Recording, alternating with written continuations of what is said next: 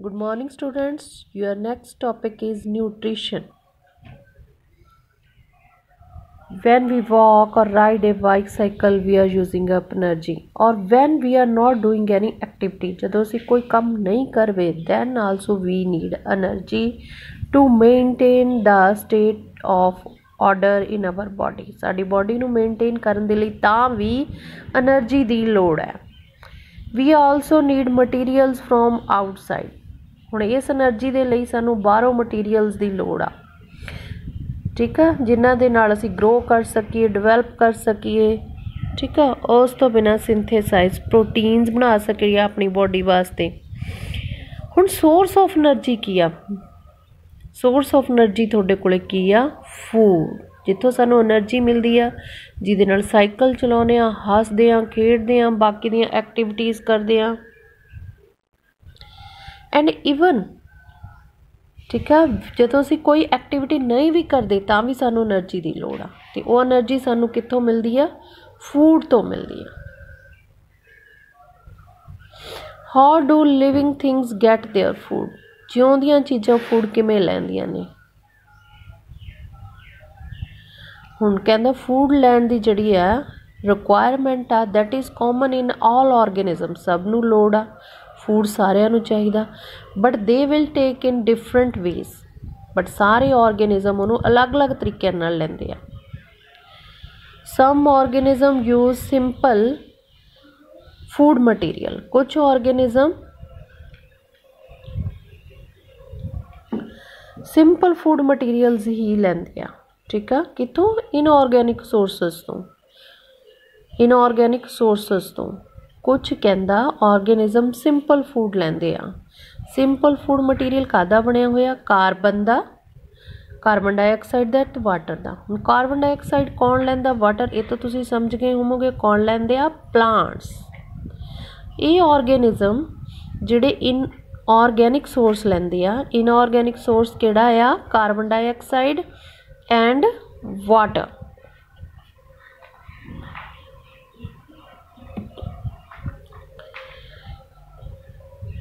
So these organism are called autotrophs. ਇਹਦੇ ਵਿੱਚ ਆ ਜਾਂਦੇ ਤੁਹਾਡੇ ਕੋਲ ਗ੍ਰੀਨ ਪਲਾਂਟਸ ਅਤੇ ਕੁਛ ਬੈਕਟੀਰੀਆ। ਬਟ ਕੁਛ ਔਰਗੈਨਿਜ਼ਮ ਨੇ ਜਿਹੜੇ ਕੰਪਲੈਕਸ ਸਬਸਟੈਂਸਸ ਲੈਂਦੇ ਆ, ਠੀਕ ਆ।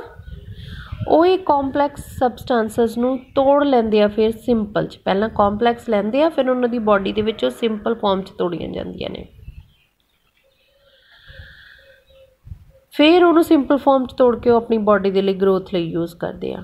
ਤਾਂ ਇਹ ਔਰਗੈਨਿਜ਼ਮ ਉਹਨੂੰ ਸਿੰਪਲ ਫਾਰਮ 'ਚ ਤੋੜਨ ਦੇ ਲਈ ਪਹਿਲਾਂ ਉਹਨੂੰ ਕੰਪਲੈਕਸ ਫਾਰਮ 'ਚ ਲੈ ਲੈਂਦੇ ਆ, ਸਿੰਪਲ ਫਾਰਮ 'ਚ ਤੋੜਨ ਦੇ ਲਈ ਐਂਜ਼ਾਈਮਸ ਯੂਜ਼ ਕਰਦੇ ਆ। ਦੇ ਆਰ ਹੀਟਰੋਟ੍ਰੋਪਸ, ਠੀਕ ਆ, that cannot make their own food but depend upon the plants. Plants ਤੋਂ complex food ਲੈਂਦੇ ਆ, ਫਿਰ ਉਹਨੂੰ enzymes ਦੀ ਹੈਲਪ ਨਾਲ ਬੋਡੀ ਦੇ ਵਿੱਚ ਤੋੜ ਲੈਂਦੇ ਆ, ਠੀਕ ਆ। ਦੇ ਡਿਪੈਂਡ ਅਪੋਨ ਦਾ ਆਟੋਟ੍ਰੋਫਸ। ਹੁਣ ਆ ਹੀਟਰੋਟ੍ਰੋਫਿਕ ਕੌਣ ਨੇ? ਐਨੀਮਲਸ ਅਤੇ ਫੰਗੀ। ਆਟੋਟ੍ਰੋਫ ਕੌਣ ਸੀਗੇ ਤੁਹਾਡੇ ਕੋਲੇ? ਪਲਾਂਟਸ ਅਤੇ bacteria that can make their own food, and heterotroph animals ਤੇ fungi। fungus ਕੀ ਹੁੰਦੀ ਹੈ? ਉੱਲੀ। so first we will start from autotrophic nutrition। autotrophic nutrition ਕੀ ਆ? autotrophic nutrition ਦੇ ਲਈ carbon and energy requirement for the autotrophic organism are fulfilled by photosynthesis। ਹੁਣ ਜਿਹੜੇ autotrophic organism ਨੇ, means autotrophic organism ਪੁੱਤ ਕੌਣ ਹੋ ਗਏ? plants, ਬੈਕਟੀਰੀਆ, ਠੀਕ ਆ। ਹੁਣ ਇਹ ਪਲਾਂਟਸ ਨੂੰ ਕਾਰਬਨ ਅਤੇ ਐਨਰਜੀ ਕਿੱਥੋਂ ਮਿਲਦੀ ਆ? ਇਹਨਾਂ ਦਾ ਇੱਕ ਪ੍ਰੋਸੈਸ ਆ ਫੂਡ ਬਣਾਉਣ ਦਾ, ਉਹਨੂੰ ਕਹਿੰਦੇ ਆ ਫੋਟੋਸਿੰਥੈਸਿਸ। ਉਹ ਤੋਂ ਲੈਂਦੇ ਆ। ਦਿਸ ਪ੍ਰੋਸੈਸ ਬਾਈ ਵਿਚ ਆਟੋਟ੍ਰੋਪਸ ਟੇਕ ਇਨ ਸਬਸਟੈਂਸਸ, ਜਿਹਦੇ ਰਾਹੀਂ ਇਹ ਚੀਜ਼ਾਂ ਅੰਦਰ ਲੈ ਜਾਂਦੇ ਆ ਬਾਹਰ ਤੋਂ, ਉਹਨਾਂ ਨੂੰ convert them into stored farm of energy. ਉਹਨਾਂ ਨੂੰ ਬਦਲ ਦਿੰਦੇ ਆ ਐਨਰਜੀ ਦੀ ਫਾਰਮ ਦੇ ਵਿੱਚ। ਕਿਹੜੀਆਂ ਚੀਜ਼ਾਂ ਅੰਦਰ ਲੈ ਜਾਂਦੇ ਆ? Carbon dioxide and water. ਅਤੇ ਉਹਨੂੰ ਕਾਹਦੇ 'ਚ ਕਨਵਰਟ ਕਰ ਦਿੰਦੇ ਆ? ਕਾਰਬੋਹਾਈਡਰੇਟਸ ਦੇ ਵਿੱਚ।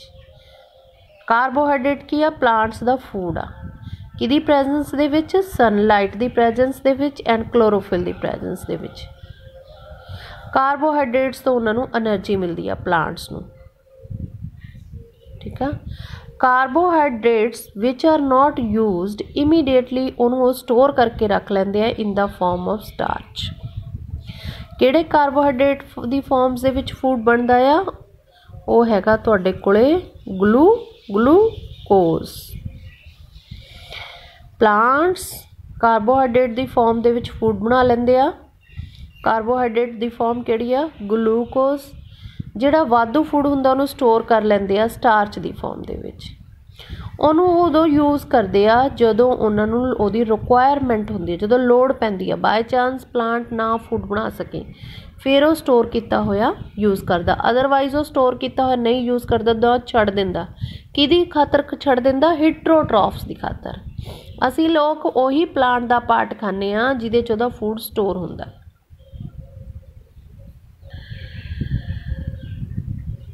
ਠੀਕ ਆ। ਕਹਿੰਦਾ ਜਿਸ ਤਰ੍ਹਾਂ ਅਸੀਂ ਆਪਣੀ ਬੋਡੀ ਦੇ ਵਿੱਚ ਜੇ ਜ਼ਿਆਦਾ ਫੈਟ ਖਾ ਲਈਏ ਤਾਂ ਸਾਡੀ ਬੋਡੀ ਦੇ ਵਿੱਚ ਫੈਟ ਸਟੋਰ ਹੋ ਜਾਂਦੀ ਆ।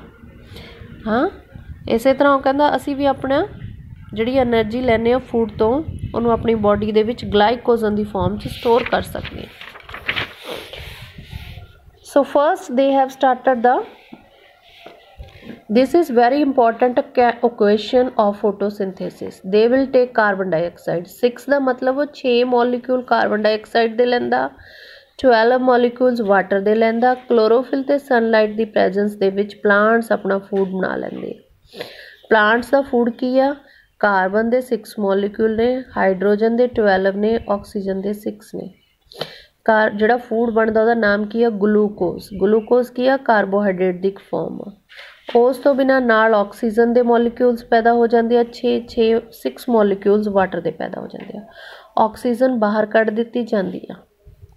that will taken by us in that help in our respiration. Now ਕਹਿੰਦਾ what are the events, ਇੱਥੇ ਕੁਐਸਚਨ ਬਣਦਾ ਆ what are the events occur during this process.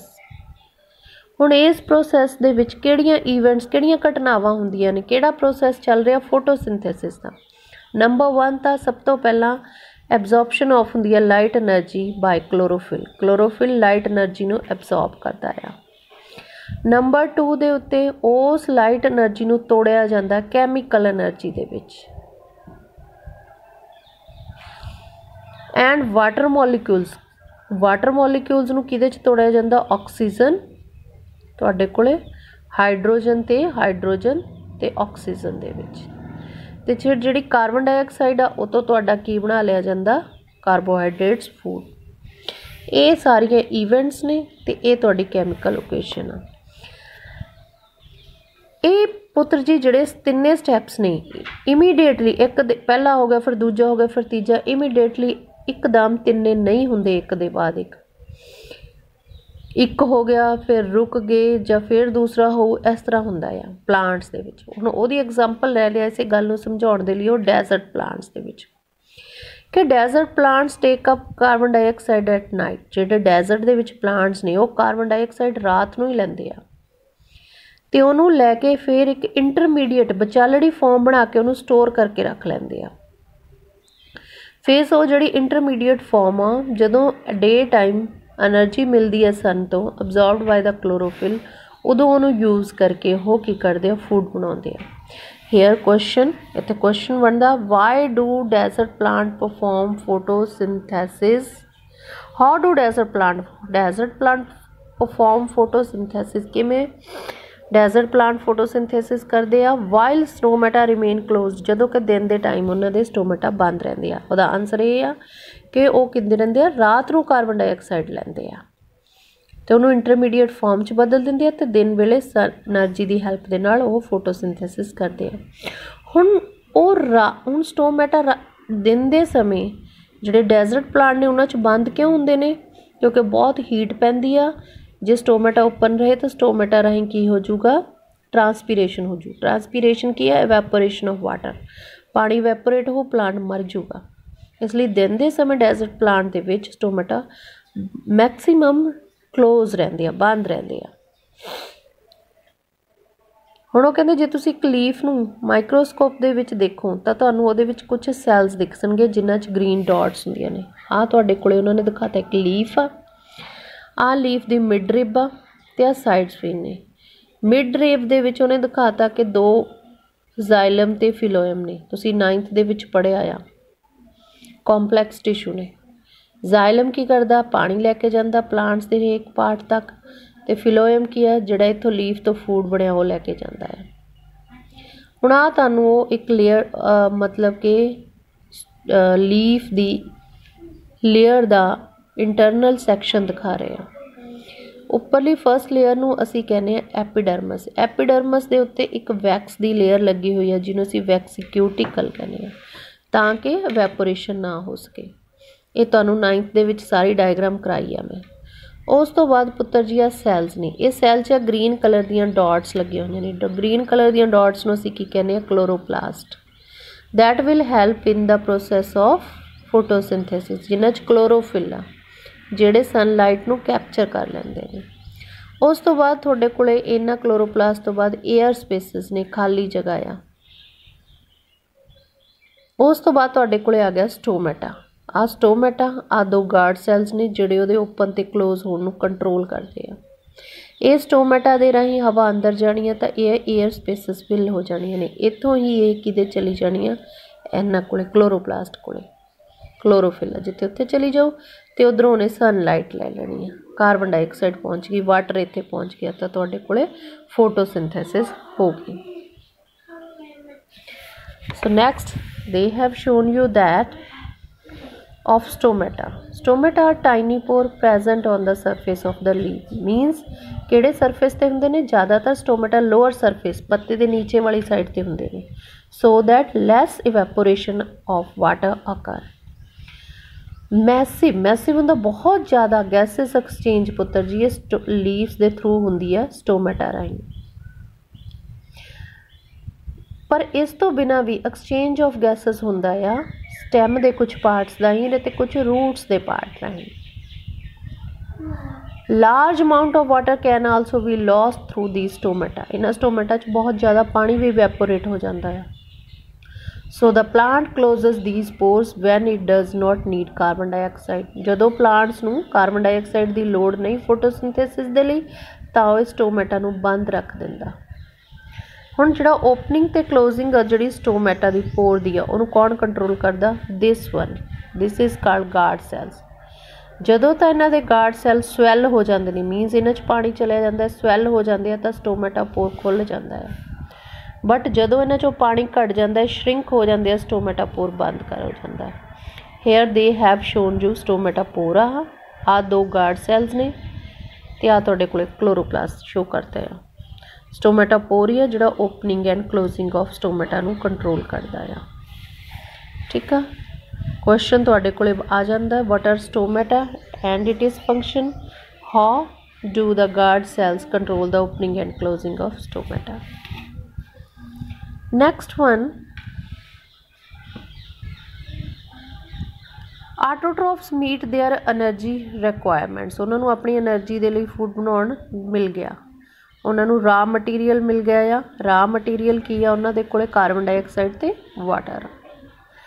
Water used in photosynthesis is taken up from the soil ਤੋਂ ਲਿਆ ਜਾਂਦਾ, ਪਾਣੀ ਤਾਂ ਨੀਚੋਂ soil ਤੋਂ ਰੂਟਸ ਨਹੀਂ ਲੈਣਾ ਆ। ਠੀਕ ਆ, ਇੰਟਰਸਟੀਅਲ ਜਿਹੜੇ ਧਰਤੀ ਤੇ ਪਲਾਂਟਸ ਹੁੰਦੇ ਨੇ। ਉਸ ਤੋਂ ਬਿਨਾਂ ਪੁੱਤਰ ਜੀ ਹੋਰ ਚੀਜ਼ਾਂ ਚਾਹੀਦੀਆਂ ਨੇ, ਲਾਈਕ ਨਾਈਟ੍ਰੋਜਨ, ਫੋਸਫੋਰਸ, ਮੈਗਨੀਸ਼ੀਅਮ। ਇਸ ਕਿਸ ਤਰ੍ਹਾਂ ਸੋਇਲ ਤੋਂ ਲੈਂਦੇ ਆ। ਨਾਈਟ੍ਰੋਜਨ ਬਹੁਤ ਜ਼ਰੂਰੀ ਆ, ਪ੍ਰੋਟੀਨਸ ਬਣਾਉਣ ਦੇ ਲਈ ਨਾਈਟ੍ਰੋਜਨ ਜ਼ਰੂਰੀ ਆ, ਪਰ ਇਹਨੂੰ ਸਾਡੇ ਐਟਮੋਸਫੀਅਰ 'ਚ ਬਹੁਤ ਜ਼ਿਆਦਾ ਨਾਈਟ੍ਰੋਜਨ ਪਈ ਆ, ਪਰ ਇਹਨੂੰ ਐਜ਼ ਇਟ ਇਜ਼ ਲਿਆ ਨਹੀਂ ਜਾਂਦਾ, ਇਹ ਕੰਪਾਊਂਡ ਫਾਰਮ 'ਚ ਲਈ ਜਾਂਦੀ ਆ, ਮਤਲਬ ਕਿਸੇ ਹੋਰ ਚੀਜ਼ ਨਾਲ ਜੁੜ ਕੇ। ਕਿਹੜੀ ਫਾਰਮ ਆ ਉਹ, ਨਾਈਟ੍ਰੇਟਸ ਔਰ ਨਾਈਟਰਾਈਟਸ ਦੇ ਵਿੱਚ।